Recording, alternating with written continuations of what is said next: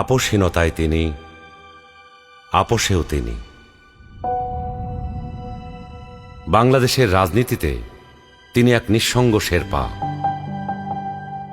এরশাদের স্বৈরশাসনের বিরুদ্ধে সদ্য রাজনীতিতে এসে তিনি গণতন্ত্রের প্রশ্নে অবিস্মরণীয় ভূমিকা রেখে ভূষিত হলেন আপোষহীন নেতৃত্বে।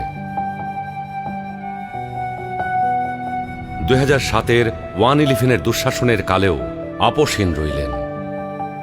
নিজের এবং সন্তানদের নিরাপদ জীবনের প্রতিশ্রুতির বিনিময়ে গণতন্ত্রহীনতাকে মেনে নিলেন না।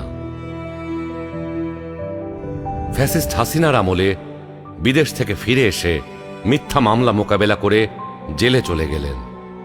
তবুও আধিপত্যবাদী রাজনীতির সাথে আপোষ করলেন না, হয়ে উঠলেন ফ্যাসিস্ট শাসন বিরোধী লড়াইয়ের অনন্ত প্রেরণা।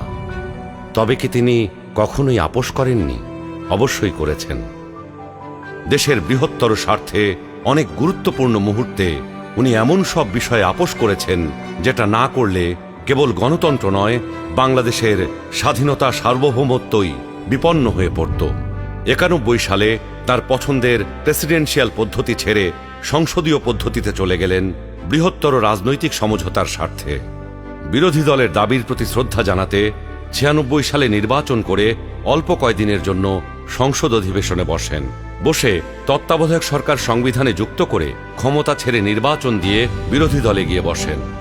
2008-এ একপেশে এবং অসমান নির্বাচনী ক্ষেত্রের কারণে পরাজয় নিশ্চিত জেনেও নির্বাচনে অংশ নেন গণতান্ত্রিক ধারাবাহিকতা রক্ষার জন্য। সকল মানুষের মতোই তিনিও নিশ্চয়ই সীমাবদ্ধতার ঊর্ধ্বে ছিলেন না, কিন্তু শিষ্টাচার, সৌজন্যবোধ, দৃঢ়তা, দূরদর্শিতা এবং প্রজ্ঞার সমন্বয়ে তিনি হয়ে উঠেছেন বাংলাদেশের রাজনৈতিক ইতিহাসের এক অনন্য চরিত্র। তিনি বেগম খালেদা জিয়া। আমরা সকলকে বন্ধু হিসাবে দেখতে চাই, কিন্তু কেউ যদি আমাদের বন্ধুর বেশে প্রভু হতে চায়, সেটা আমরা কখনো মেনে নেব না, মানতে দিব না।